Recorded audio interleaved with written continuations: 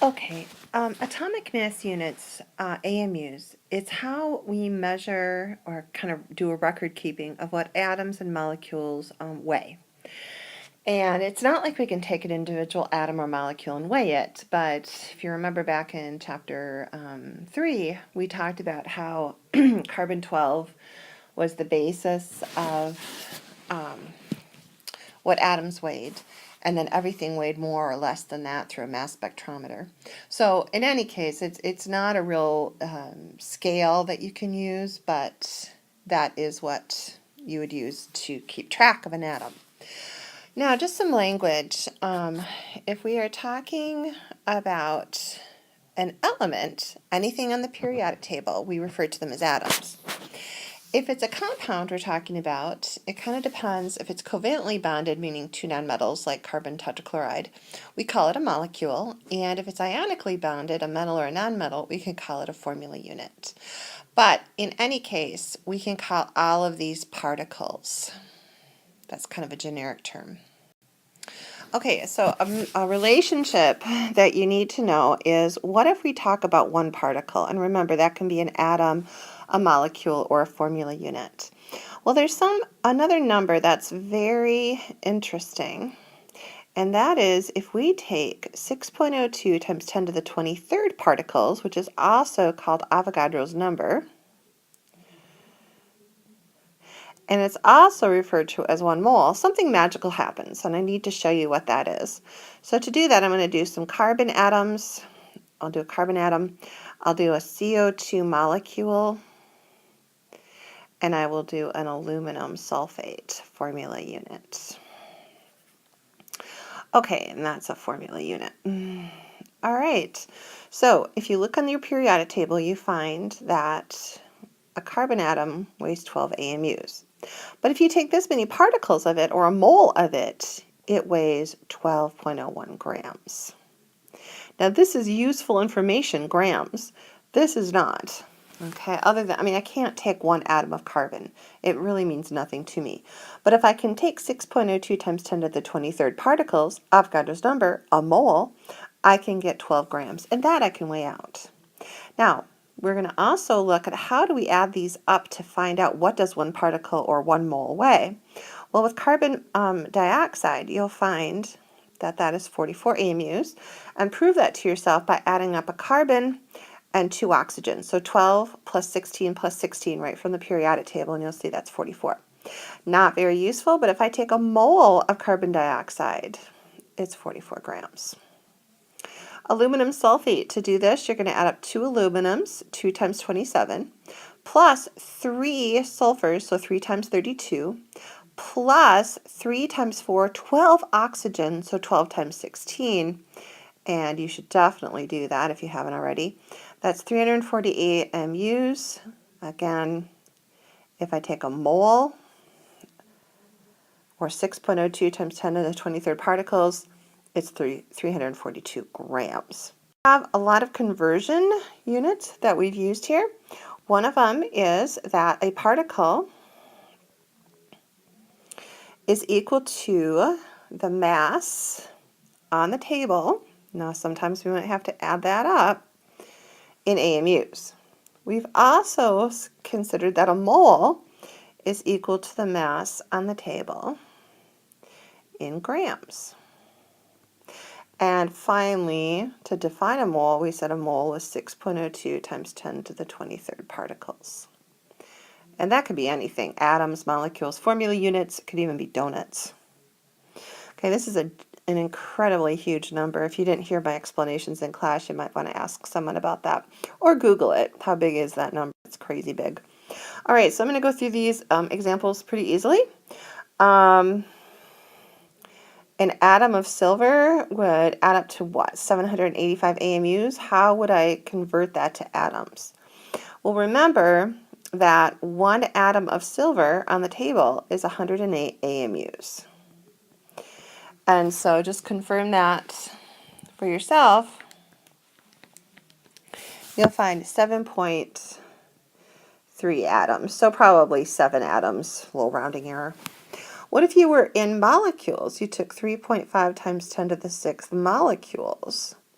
Well, we know that one molecule of N2O is going to be 14 times 2 plus 16 is going to be 44 AMUs. So molecules is going to cancel, and we are going to get 1.54 times 10 to the, let's see, 1, 2, 3, 4, 5, 6, 7, 8.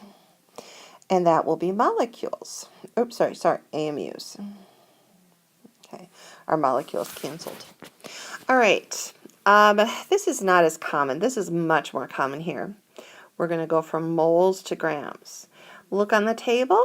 1 mole of aluminum is 27 grams. So moles cancel. You go 62 times 27 at 1,674 grams. Okay, how many moles of ammonium phosphate are in this many grams? All right, we're going to go 3.61 times 10 to the 5th grams. We're going to figure out what a mole of this stuff weighs. So you have to be, again, kind of practicing this. I've got 3 nitrogens, so I'm going to go 3 times 14. Plus, I have 12 hydrogens, each at 1. Plus, I have a phosphorus at 31. Plus, I have 4 oxygens, each at 16. I come up with a grand total of 149 grams. So if I take 3.61 times 10 to the 5th divided by 149, we're going to get 2,423 moles. Okay, and we could round that to 3 sig figs if you wanted to. All right, so that was grams to moles, moles to grams. Now, how about particles? All right, well, 62 moles. Now, it really doesn't matter, it's aluminum, other than I kind of know what to call the particles. I know to call them atoms. But in any mole of anything, 1 mole is 6.02 times 10 to the 23rd.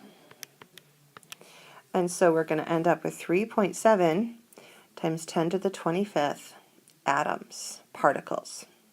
Okay, and conversely, if we go 2.56 times 10 to the 35th, boy, that spin does not right. Atoms of carbon, and again, it really doesn't matter that it's carbon, a mole of anything is 6.02 times 10 to the 23rd atoms. And atoms will cancel, so you can see here I'm going to divide this, and my dimensional analysis tells me that that's the way that I want to divide it, or I'm going to divide it. So 4.25 times 10 to the 11th moles. So now we've got 2-step examples because those are the conversion units I have. Now I did a little silly thing in class where I went Gramville, Moleville, Particleville, and if you didn't get those notes, you may want to get those from somebody, unless of course this makes total sense. All right, so I'm going to go from molecules to moles. That's the one conversion unit I have. And then to get to grams, I'm going to use molar mass, and 1 mole is 44 grams, 1 C and 2 O's. Okay, so this one is basically going to be 7.05, hit the EE key, 16 times 44, hit divide, and divide by 6.02 times 10 to the 23rd. You should get 5.15 times 10 to the negative 6, and we are in grams. Perfect. Go backwards. I'm going to start with grams, and I'm going to get all the way over to particles. And to do that, I'm going to have to say, what does 1 mole of this weigh? And again, if you add up 3 times calcium, which is 40, plus 2 phosphoruses at 31, plus 8 oxygens at 16, I believe that is 310 grams, if memory serves from my notes, which I don't have right here. Then the next thing I'm going to do is say, all right, I know that a mole is 6.02 times 10 to the 23rd, and I guess I'll call those formula units, or particles. You could just call them particles too.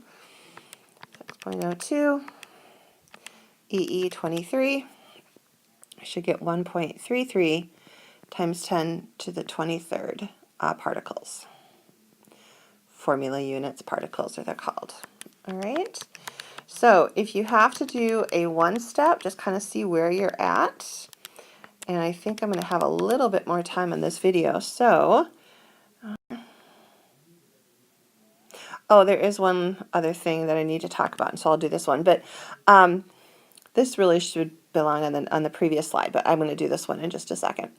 The little trick that I said was we have Grahamville. Let's see here.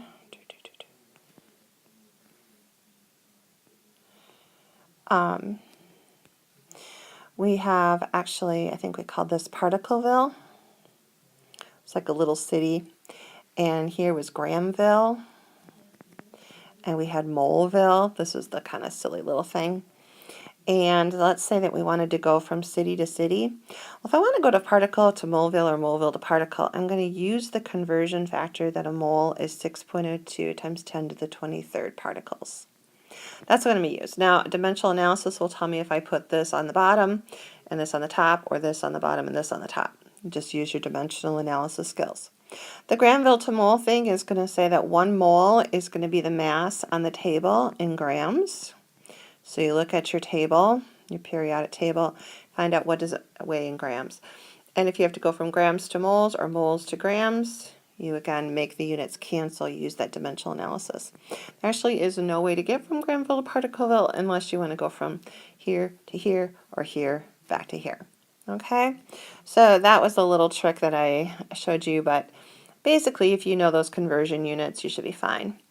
The only one that this little thing doesn't encompass, the only conversion factor, is the one where if I want to know what an atom weighs or a particle weighs in AMUs, that is that number on the table in AMUs. So we can convert that. I did the first two that way. All right, so if I want to know how many moles of P, just the P, I'm going to go 56 grams, and I believe it's 310 grams per mole. And so we're going to go 56 divided by 310 is going to give me 0.18 moles of this. But the question is how many P's, and we have 2 phosphoruses. So I'm going to take that and multiply by 2 to get 0.36 moles of just the P. Or if I wanted to know calcium, I have 3 calciums, so I'm going to take 0.18 times 3. So that's if you're going to ask specifically about one individual thing. What do you do? Well, you can, let's just review. If we want to go from Grahamville to Particleville, we're going to have to go from Grahamville to Moleville. And we have an aluminum, plus we have 3 nitrogens, plus we have 9 oxygens for a grand total of 213 grams. If I want to know how many molecules, 1 mole is 6.02 times 10 to the 23rd particles. And so we're going to go 32 times 6.02, 10 to the 23rd. By the way, use your EE key rather than times and 10. And you should get 9.04 times 10 to the 22nd particles, molecules. Okay, how many atoms of oxygen? Well, there are 9 oxygens, so I'm going to take that number and multiply it by 9. It's kind of like you're one person, but you have 2 arms kind of thing. It's 1 aluminum nitrate, but it happens to have 9 oxygens in it. Okay, we call those atoms of oxygen, molecules of aluminum nitrate, or generically particles.